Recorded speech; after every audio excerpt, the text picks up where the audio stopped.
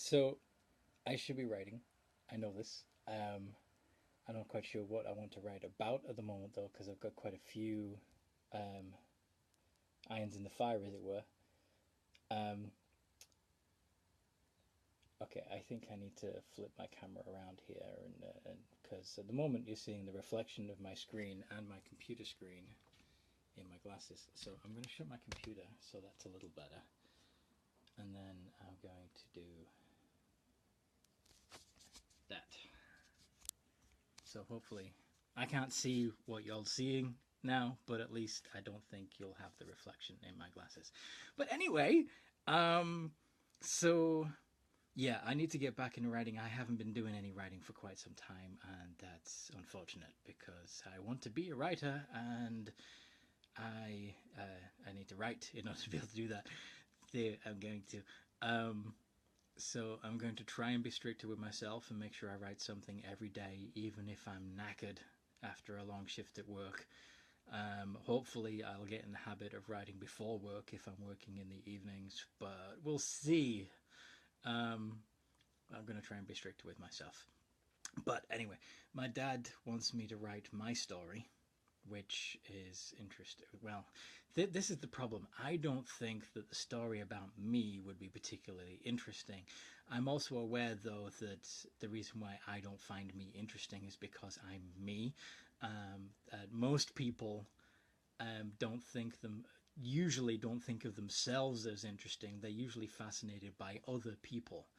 Um, that's why I think I maybe you haven't experienced this, but when I was in school, I found other people very interesting, but understood why they. It seemed just and normal that they weren't too interested in me because I didn't think I was particularly interesting. However, I also thought at the same time that I was a good kid and an awesome person, and on a certain level, I didn't understand why they couldn't at least like me. But yeah, I didn't have many friends in school. I was a bit awkward. I got along better with the teachers and the other kids. But maybe Dad's right, and I should be writing about this stuff instead of just talking about it, um, so that and find an audience of people who understand what I went through, and perhaps maybe will feel better about themselves having read about someone who went through something similar. But we'll see. Um, I also had an idea that those of you who follow the blog might already know that I'm thinking of um, doing something with the Hermes series of books.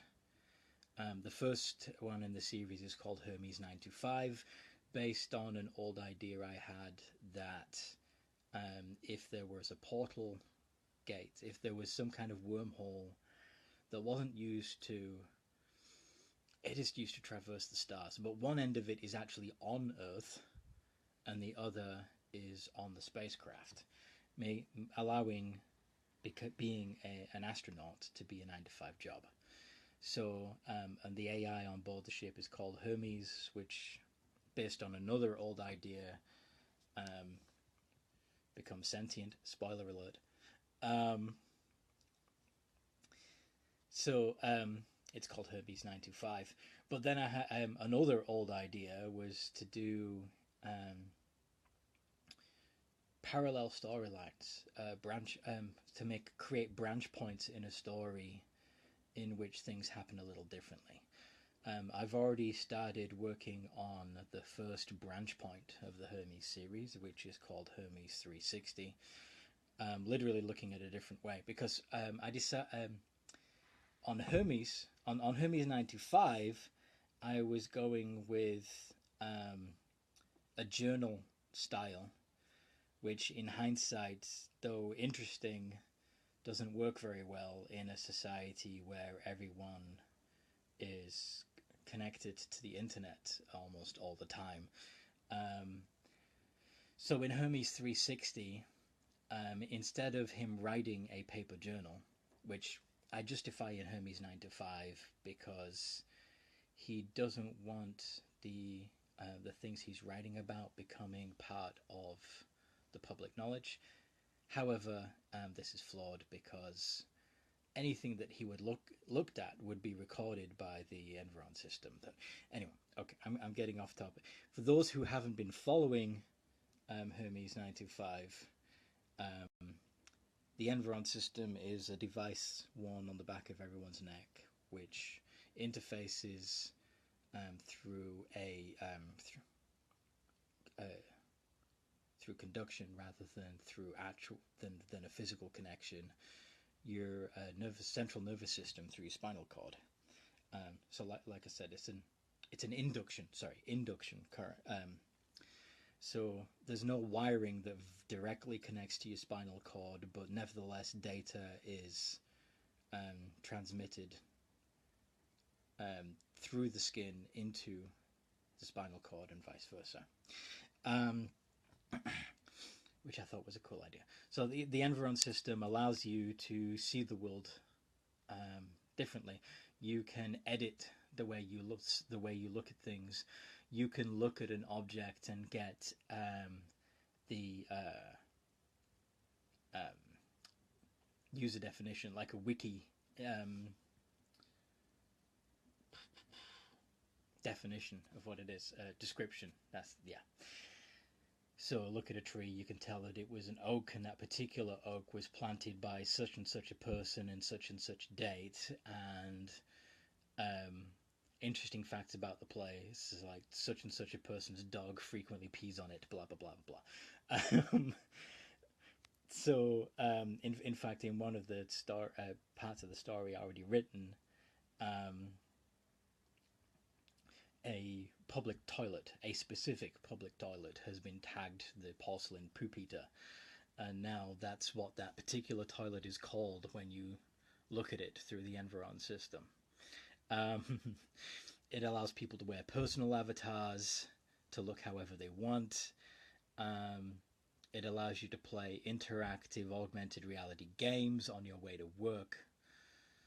And it allows you to purchase things simply by picking them up and walking out of the store with them. Similar to what Amazon Go is doing right now. I had this idea for the Enveron as part of the Enveron system a while back. I still think it'll work because Amazon Go is a long way from being reality, and there would be nothing wrong with integrating that technology with the new technology in the future, as I see it. But anyway, I'm drifting off topic again. Like I said, I was thinking of doing branch points for my sci-fi story, where things go a little differently. Either it's told differently, as in 360, where instead of being a journalistic style, it's going to be an Enveron system app that actually creates a narrative out of your own life, your own personal experience and history as you go. Which I think it would be an interesting idea to see what essentially the AI, what if your smartphone recorded everything you did and made it into an interesting narrative story, which is funny because essentially that's what I'm going to be trying to do with my own life story, is turning it into an interesting narrative. But I'm also thinking of making it a branch point series. So one version of the story will be my own actual life. Of course, I'm going to try and tackle that first. But in each of the branch point sequels of my autobiography, there are going to be branch points. There is going to be what if stories. For example, what if when my now ex-wife called me a few months after she'd gone back to America in the first year that we met. This part actually happened. She called me up at like 3 a.m. my time in Lancaster when I was still in the dorms. My first year at St. Martin's College. We had spent 3 months together. when she was over as an exchange student. I'd gotten myself fascinated by her. She was my first, so but I was so sure that it was only going to be a 3-month thing. I wasn't thinking beyond that at that point. I thought that that I would never see her again when she went back to America. But she called. We stayed in touch, and this, I believe, is the point where it went from being a casual romance to something serious, really. She called me up and told me that she had slept with someone else. At the time, like I said, we weren't serious. So even though it did hurt that she had slept with another guy, she was so upset. She called me so distraught that I reassured her that it was okay. We never actually said that we were serious or exclusive. I wish I was there to comfort you. Blah blah blah blah blah. We should just make sure that it doesn't happen again, and that we stay exclusive to each other from now on. Now, like I said, that was the point where it went from being possibly a fling, an interesting experiment, but ultimately just one of many of my college conquests. Instead, it became a situation where I had decided that I was going to be monogamous and exclusive to Monica, which began, I believe, to build up resentment in the relationship, because instead of being able to be the free and single college student and do what I want, I felt obligated to stay celibate, except for the rare few instances where I got to actually physically be with Monica, which is when I could afford to fly to America, or that she could afford to fly to Britain, which was very, very rare since we were both students, and we were making stupid financial decisions, especially me, admittedly. But if I had said instead, well, you blew it then, I can't ever forgive you for this, which is true, I never really did. If I had ended their potential relationship when I'd gotten that phone call, how would my life have been different? So I'm thinking that one of the branch points, one of the alternate versions of my story, will explore that possibility as a work of fiction based on my own life, based on an alternate version of my own life. So yeah, in addition to 2 versions of a sci-fi story, I'm now thinking about an autobiography and an alternate version of my autobiography. And there's the blog to write as well. And not only my personal blog, in which, of course, I'm going to post a copy of this video once it's no longer the live version, and write an accompanying article as cross-promotion, social media marketing. Yes, I admit it. I'm doing that.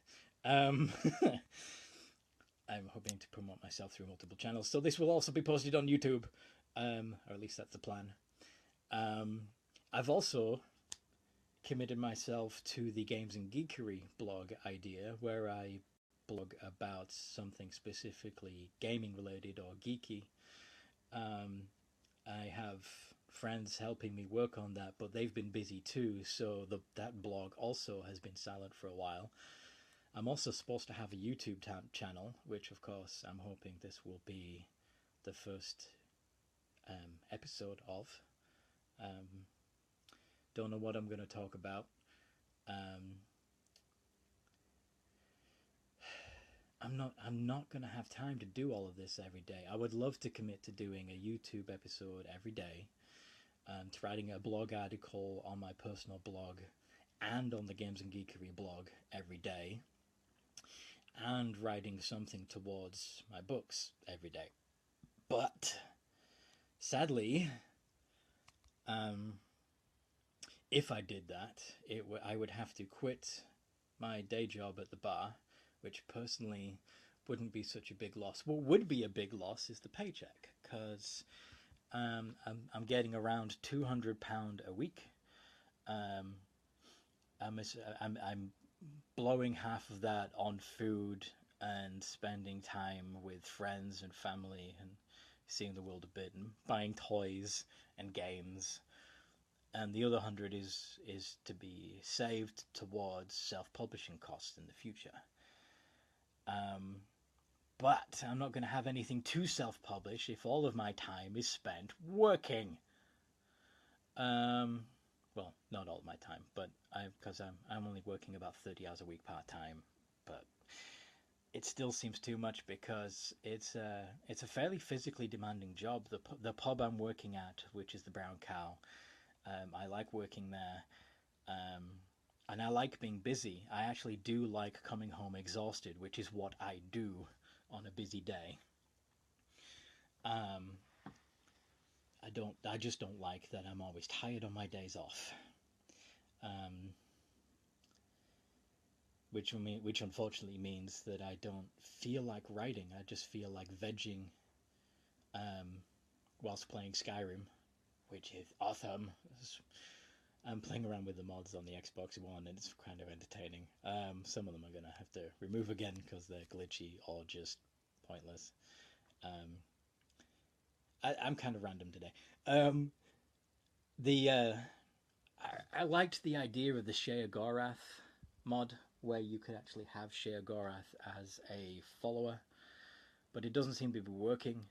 For some reason, the version of Sheogorath that generates in the Winking Skeever has a green face, and I can tell that he's talking, but it's really quiet. Like the volume isn't there.